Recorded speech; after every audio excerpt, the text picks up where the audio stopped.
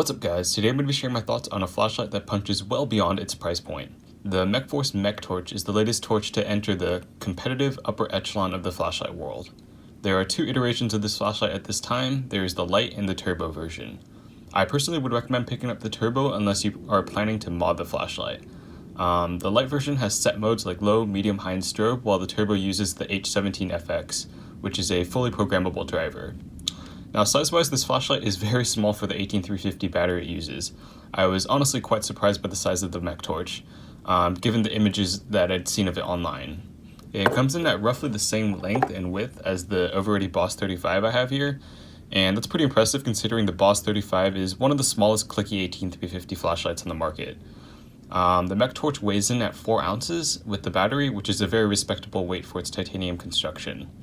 Like the Boss 35, it fits in my hand very nicely, but those with larger hands might be turned off by the size and prefer a 18650 Lite.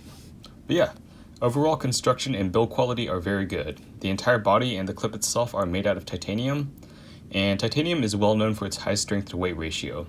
Additionally, if you look closely, you can also see that the titanium has been stonewashed.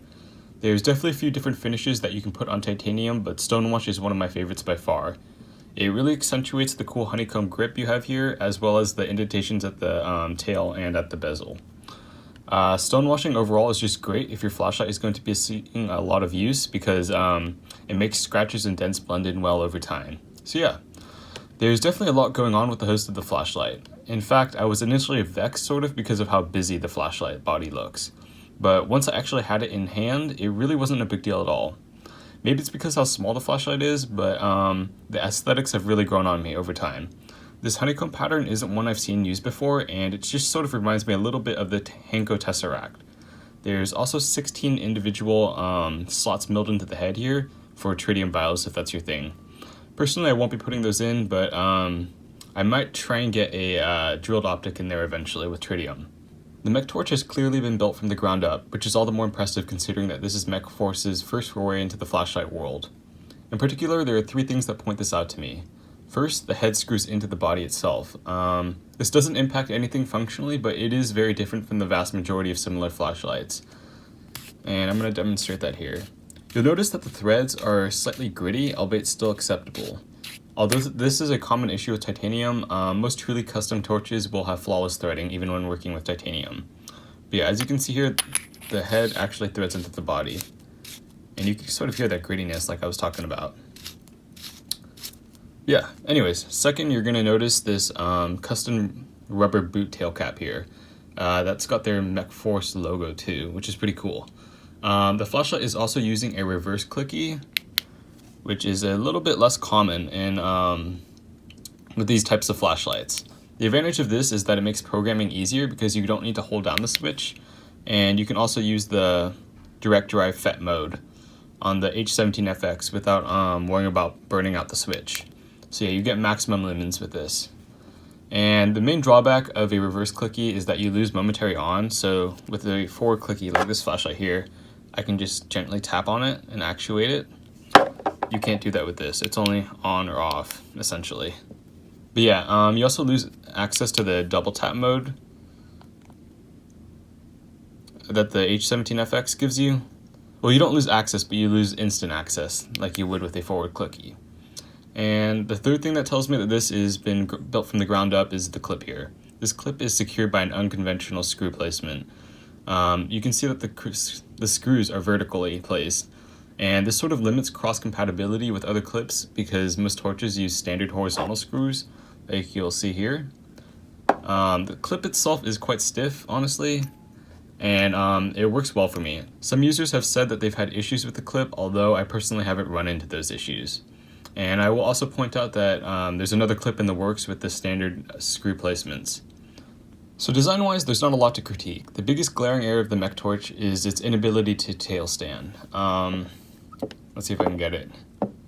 Yeah, I can't even get it, but if you look at the torch's rubber tail cap boot here, you can see that it's proud. That means it sticks slightly up over the lip of the flashlight tail. Some users were able to get a sort of drunken sailor tail stand, where it would tail stand just at a weird angle, but I can't even replicate that with my sample for some reason.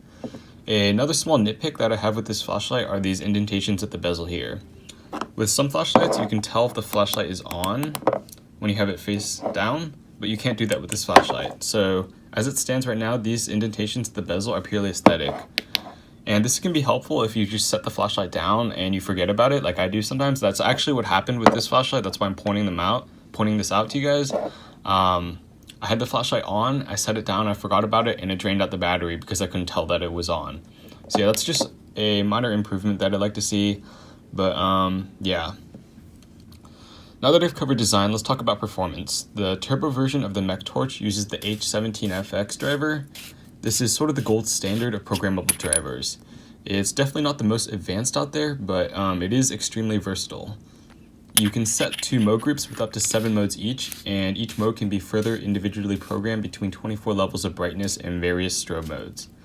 And although most users will never use the following features, the driver also allows for a mode locking setting, as you can see here.